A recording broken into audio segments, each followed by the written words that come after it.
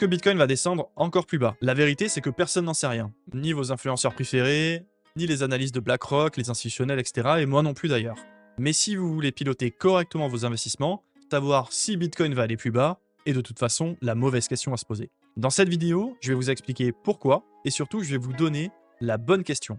Celle qui va vraiment décider de ce que cette période va faire ou non à votre portefeuille. Et la bonne nouvelle, c'est qu'elle ne dépend pas du marché, elle dépend entièrement de vous. Si vous ne faites pas partie plus des 6000 personnes qu'on a accompagnées chez Cryptost au cours des dernières années, vous ne me connaissez peut-être pas encore. Moi c'est Will et ça fait 11 ans que je travaille dans l'écosystème crypto et plus de 5 ans que je dirige le service d'accompagnement et d'analyse de Cryptost. Et vous allez me voir ici de plus en plus souvent, donc bienvenue à vous. Allez c'est parti, on rentre tout de suite dans le cœur de la vidéo. Donc si vous posez cette question, vous devez peut-être vous dire la phrase que j'entends chaque semaine. J'attends de voir si ça descend encore, et après, je déciderai, je m'adapterai. Alors ça paraît prudent, sauf qu'attendre un signe sans avoir véritablement défini à l'avance eh bien, ce qu'on fera quand il arrivera, c'est pas de la patience, c'est une décision qui est juste remise au moment où on sera finalement le moins capable de prendre la décision. Parce que le jour en fait où le marché va bouger extrêmement fort, que ce soit dans un sens ou dans un autre, l'émotion sera naturellement à son maximum, à son paroxysme. Et vous savez pertinemment que les bonnes décisions ne se prennent pas dans ces moments-là. Mais avant d'aller plus loin, je voudrais qu'on règle un petit peu son compte avec tout ce qui est les prédictions. À chaque grand marché baissier, c'est le même théâtre. On a des analystes qui nous annoncent que finalement le plancher, donc le bottom, a été atteint, ou au contraire d'autres qui vont nous dire qu'il nous reste une phase de capitulation. Au final, le marché finit toujours par donner quelque chose que personne n'avait prédit plus ou moins. En 2018, on a beaucoup de personnes qui voyaient le bottom vers les 6000 $. Le Bitcoin est d'ailleurs resté plusieurs mois sur ces niveaux-là, et finalement il est allé chercher les 3200 $. En 2022, rebelote, on a des niveaux qui ont été réputés extrêmement solides, qui ont fini par céder les uns après les autres jusqu'à descendre aux 15 500 $ à peu près. Plus bas donc que l'ancien ATH du cycle d'avant qui était de 20 000 $, chose qui ne s'était absolument jamais vue et qui n'était absolument pas prévue non plus par tous les analystes, peu importe de quel horizon ils viennent. Donc Bitcoin a même été déclaré mort d'ailleurs depuis des centaines de fois par la presse depuis sa création. Je vous mets un petit graphique juste là pour vous montrer. Et au final, comme on dit, il y a toujours un bloc qui est miné toutes les 10 minutes, Bitcoin est toujours là. Donc le prix d'aujourd'hui contient en fait tout ce qui est déjà connu aujourd'hui. Et ce qui fera le prix de demain, ce sont des informations en réalité qui n'existent pas encore. Donc une décision de banque centrale, une faillite d'une banque, d'un gros protocole DeFi, d'un exchange, type FTX par exemple, etc. Une loi qui est votée en faveur ou en défaveur de notre écosystème crypto, peu importe. Dans tous les cas, prédire du coup le point bas, ça revient également à prédire des nouvelles qui ne sont pas encore écrites, qui ne sont pas encore sorties. Et jusqu'à présent, j'ai pas encore trouvé la solution et personne n'a apparemment trouvé cette fameuse boule de cristal. Et dans les marchés baissiers, il y a un piège qui est bien connu, qu'on voit à chaque fois sur les graphiques, c'est qu'il y a toujours une phase où BTC va corriger de son excès baissier avec un rebond.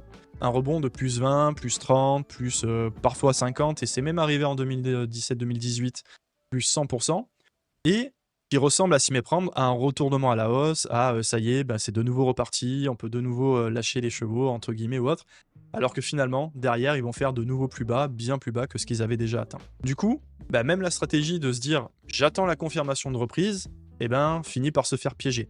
Soit on rachète sur un faux départ, soit on attend tellement longtemps, tellement de confirmations, qu'on finit par payer son retour au marché avec des niveaux qui sont bien plus hauts que ceux qu'on aurait pu prendre.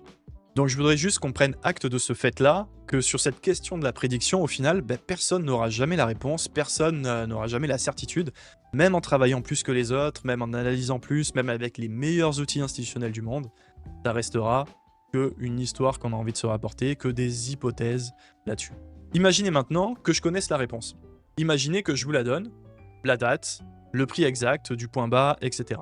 Admettons. Normalement, vous ne devriez pas me croire par rapport à tout ce que je viens de vous dire. Et le vrai problème, finalement, va arriver après. Parce qu'un point bas, ça se forme à chaque fois quand plus personne, au final, ne veut acheter. Quand les nouvelles sont les pires, quand il y a du FUD sur le marché, qu'il y a vraiment de la peur, de l'anxiété, et quand votre cerveau, en fait, vous hurle d'absolument ne pas y toucher. Pour ceux qui étaient là en fin 2022 à peu près et qui ont vu le point bas du Bitcoin à 15 500 $, dans un environnement de peur vraiment extrême, notamment suite au crash, à la faillite de FTX, à leur blocage, etc., je pense que vous avez tous vu à quel point il était difficile d'aller contre ces émotions, entre guillemets, et d'aller appuyer sur ce fameux bouton acheter dans ces conditions-là. Et de toute façon, ce jour-là, sans règle précise définie à l'avance, même la bonne information ne vous fera pas passer à l'action, parce que vous serez complètement paralysé par vos peurs. L'information ne remplace pas la décision. Et ça montre le vrai défaut de la question de départ. Est-ce que ça va encore descendre plus bas? Ça, c'est une question de marché, c'est une question de prix, on ne peut pas le maîtriser. Or, la vraie question, celle que vous devez vous poser, celle sur laquelle vous avez un pouvoir, elle porte sur votre situation. Et c'est celle qui va vous donner les bonnes réponses, parce qu'une prédiction, même juste, au final ne couvre qu'un seul scénario, alors que votre patrimoine, lui, doit tenir dans tous les scénarios possibles. Alors voilà comment est-ce qu'on remplace une prédiction par un plan. 3 questions, simples, dans l'ordre, vous pouvez y répondre tranquillement à la fin de cette vidéo, à tête reposée. Première question, à quoi sert ce capital et pour quand? Un portefeuille qui prépare une retraite dans 15 ans et un portefeuille qui doit financer un apport immobilier dans 2 ans, admettons, ne doivent pas être gérés de la même façon, même s'ils sont sur le même marché, sur le même asset. L'horizon d'investissement et le projet changent tout, parce que un est sur un horizon long terme, il peut donc traverser les creux et avoir une stratégie justement d'optimisation pendant ces creux, alors que l'autre a une échéance beaucoup plus proche et qui ne peut pas se permettre de s'exposer à tant de volatilité, notamment à la baisse. La deuxième question, c'est celle que j'appelle le test du sommeil. Si le marché faisait encore moins de 30% par rapport à aujourd'hui, qu'est-ce que ça changerait concrètement dans votre vie, pour vous, et notamment dans vos nuits? Si la réponse honnête c'est bah, je craquerai, le problème du coup n'est plus le marché, il est sur la taille de la position que vous avez par rapport à ce que vous pouvez porter, vous pouvez supporter par rapport en fait à votre tolérance au risque personnel. Et là, on est tous complètement différents. Alors comment est-ce qu'on fixe cette taille? Donc la taille cible pour pouvoir que ce soit supportable, bah, c'est assez simple, hein. Vous prenez le montant et vous vous dites, ok, si jamais il diminue de 30% ou de moitié, à partir de quel montant ça me permet de pouvoir être confortable, de pouvoir ne pas me gâcher la vie, ne pas me créer d'anxiété, d'irritabilité, de pouvoir bien dormir, etc. Une fois que vous l'avez défini, normalement, ça veut dire qu'au-dessus, vous êtes trop exposé et en dessous, vous devriez dormir et retrouver un petit peu cette sérénité. Attention aussi à l'erreur classique que je vois bien trop souvent, si votre position est trop grosse aujourd'hui, le réflexe, c'est de tout vendre d'un seul coup, d'arracher le pansement. Ne faites pas ça, généralement, vous savez que les décisions impulsives et noir ou blanc ne sont pas les meilleures pour votre patrimoine. Ce que je vous propose de faire à la place, c'est de définir d'abord votre taille cible, telle qui passe le test du sommeil qu'on a vu juste avant. Puis, vous allez alléger progressivement pour vous en rapprocher, par palier fixé à l'avance. Par exemple, au début, vous pouvez vendre 30% immédiatement, 30% quand ça atteint un certain palier, 30% sur l'autre palier, et ainsi de suite. Votre position devient ensuite de nouveau supportable sans avoir pris de décision radicale au pire moment. La troisième question, c'est quelle est votre règle? Quelles sont vos règles? Par écrit pour chaque scénario. Et plutôt que d'en parler en abstrait, je vais vous montrer à quoi ça pourrait ressembler. Donc, ça tient sur une feuille que vous pouvez recopier. Je vais vous montrer un exemple également juste là. En haut, vous mettez la destination du capital et son horizon. Ensuite, vous mettez le résultat du test du sommeil, puis 3 scénarios sur 3 lignes. Le marché fait un nouveau plus bas, disons par exemple moins 25%. Qu'est-ce que je fais? Et bien dans cet exemple, admettons, rien. Ma position est dimensionnée pour ça, je peux la supporter, elle passe le test du sommeil. Très bien. Deuxième scénario, le marché reprend plus 30%, je ressors ma feuille et je regarde, ok, j'avais défini des paliers où j'allais décharger, prendre des profits à ce niveau-là. Je les effectue. Voilà. Tout simplement, je suis ce que j'avais marqué. Troisième scénario, admettons que le marché finalement reste immobile, est en range, en consolidation et ne fait rien pendant plusieurs mois. Je reprends ma feuille. Ok, qu'est-ce qu'il y a marqué? Eh bien, je vais réviser à date fixe, donc une fois par trimestre, globalement, mon scénario, mes différentes stratégies en fonction de si ça monte, si ça descend, mes règles. Parce que ma situation perso, elle a pu évoluer, elle a pu changer entre il y a 3 mois et aujourd'hui. Et donc, ce qui veut dire que ça change potentiellement également la raison de votre objectif. Donc, ce qui est pour ça que c'est important de pouvoir le réévaluer de temps en temps. Et tout en bas, vous mettez une date et, alors, je sais ça peut vous faire rire, une signature. Ce n'est pas gadget, parce que c'est ce qui va véritablement en fait transformer une intention en engagement envers vous-même. Petit tips, attention sur les chiffres que vous allez écrire, notamment pour vos règles, pour vos déclenchements du coup des différents scénarios. Il ne faut pas que ce soit des chiffres qui sont écrits au hasard. Un niveau ne vaut que s'il veut dire quelque chose pour vous, et ça peut être par exemple votre prix de revient, ça peut être le seuil de perte que vous refusez de franchir, justement celui qui ne passera plus ensuite le test du sommeil, ça peut être au contraire un montant précis que vous avez besoin à une date, etc. Donc vous ne cherchez pas à deviner au final ce que le marché donnera, vous décidez ce que le marché fera s'il va dans l'une ou dans l'autre direction. Et cette simple feuille remplie peut paraître complètement futile, je le sais, mais c'est déjà le truc le plus structuré que l'immense majorité au final des investisseurs particuliers n'ont pas mis en application. 30 minutes de travail à tête froide, ça suffit. Je sais ce qu'on peut se dire à ce stade. Écrire 3 lignes sur une feuille, dans un marché pareil, ça paraît dérisoire.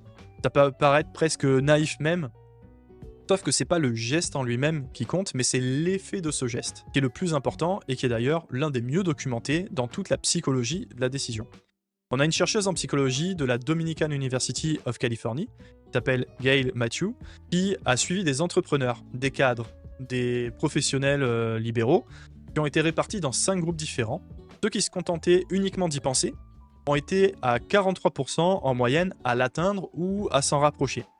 Ceux qui l'avaient écrit, comme je viens de nous le décrire, noir sur blanc, et qui s'en rendaient compte, qui se prenaient un petit rendez-vous avec eux-mêmes tranquillement chaque semaine, ont été plus de 76% à l'atteindre. Donc presque 2 fois plus que ceux qui simplement y pensaient.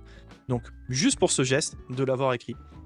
En 2006, on a une autre étude de 2 chercheurs, de Goldweiser et Sheeran, qui ont compilé 94 expériences menées sur plus de 8000 participants autour de ce qu'ils appellent l'intention de l'implémentation, dont le principe tient en une phrase, c'est également un plan écrit sous la forme de « si telle situation se présente, alors je ferai telle chose ». Là, l'effet a été également extrêmement significatif par rapport aux personnes qui n'avaient rien écrit et pas utilisé cette formule dans leur plan. Il s'est même vérifié dans différents domaines qui n'ont rien à voir les uns avec les autres. Certains venaient du domaine de la santé, d'autres de l'épargne, de la finance, d'autres du travail, etc. Donc maintenant, regardez la forme de ce plan de cette dernière étude. Si, alors. Et ce format n'a rien d'une astuce bidon de coach et compagnie, c'est scientifiquement documenté et c'est le mécanisme le plus étudié pour combler l'écart justement entre ce qu'on a l'intention de faire et ce qu'on fait vraiment quand la situation arrive. Un petit détail quand même sur ces 2 travaux, les chercheurs ont montré que ces plans aident aussi à se désengager des trajectoires qui ne fonctionnent plus. Et nous, transposés dans notre monde, donc dans l'investissement, la finance, etc., c'est ce qu'on appelle tout simplement alléger une position quand on l'avait prévu, quand le scénario ne se passe pas comme on l'avait prévu. Au lieu de s'accrocher désespérément, ou plutôt espérément, disons, à nos altcoins qui finissent par tomber à la cave et continuer juste avec de la croyance qu'ils vont finir par remonter, mais qui finissent par plomber votre portefeuille, votre patrimoine. Donc 3 lignes sur une feuille, c'est le geste peut-être le plus rentable que vous pouvez effectuer après cette vidéo. Alors il y a aussi quelque chose qu'il faut que je dise par rapport à ce plan-là, c'est que il y a une chose qui ne vous apportera jamais, c'est de pouvoir déterminer à acheter au bottom exact et revendre au top exact. La vérité de toute façon, c'est que personne ne fait ça, hormis par chance, mais la chance, ça se répète pas sur commande malheureusement. Et vous serez d'accord avec moi, je pense, de dire que il vaut mieux miser sur l'augmentation de vos compétences, de vos process qui vous permettent de pouvoir avoir une répétabilité sur vos résultats, plutôt que sur la chance, elle, qui vous donnera une façon extrêmement aléatoire de réussir ou pas vos investissements. Donc, ce que le plan évite, ce sont des accidents qui coûtent au final vraiment cher, comme capituler au pire moment ou rester paralysé pendant des mois, voire des années dans des grosses phases, notamment dans les phases de bear market. On n'a aucune méthode qui va supprimer le risque. Les cryptos restent un actif volatile, mais vous devez pouvoir et savoir comment limiter cette volatilité pour vous protéger. Donc concernant le point bas, lui, on ne saura jamais quand est-ce qu'on y est véritablement. Pour pouvoir le déterminer, il faut qu'on puisse avancer sur la timeline, avancer dans le temps, regarder en arrière et se dire « Ok, bon bah effectivement, c'était à ce moment-là le point bas ». Il y a une phrase que vous devrez vraiment garder en tête, c'est un petit peu mon mantra, c'est que le marché décidera dans tous les cas du prix, mais votre préparation décidera de ce que ce prix fera à votre patrimoine. Alors ce soir, ne vous reposez pas encore la question de quand est-ce qu'il y a le point bas, est-ce qu'on y est ou pas. Prenez simplement une feuille, écrivez ces 3 lignes. À quoi sert ce capital et pour quand ? Quel est le niveau de perte que je suis encore capable de supporter ? Et quelles sont les règles pour chacun des scénarios ? 30 minutes, tranquillement, à vous poser à tête froide. C'est la seule chose de toute cette vidéo qui soit à 100% entre vos mains et de très loin également la plus rentable que vous pourrez effectuer. Rappelez-vous que je vous disais un petit peu au début, c'est que la bonne question ne dépend pas du marché, elle dépend finalement de vous. Et cette feuille, c'est votre réponse. Le jour où tout le monde paniquera, vous saurez déjà quoi faire. C'est la seule chose que vous allez pouvoir maîtriser, que vous allez pouvoir contrôler. Le marché, vous ne pouvez pas. Par contre, votre réaction et vos décisions face au marché, ça, vous avez le pouvoir de le faire. Et avant de se quitter, si jamais vous avez des questions par rapport à tout ce qu'on vient de voir dans cette vidéo, n'hésitez pas à les laisser en commentaire. On s'occupera de les regarder et d'y répondre. Et également, si vous avez des idées de sujets sur lesquels vous voulez qu'on approfondisse, qu'on creuse, ils pourront faire l'objet de futures vidéos sur la chaîne. Allez, salut tout le monde.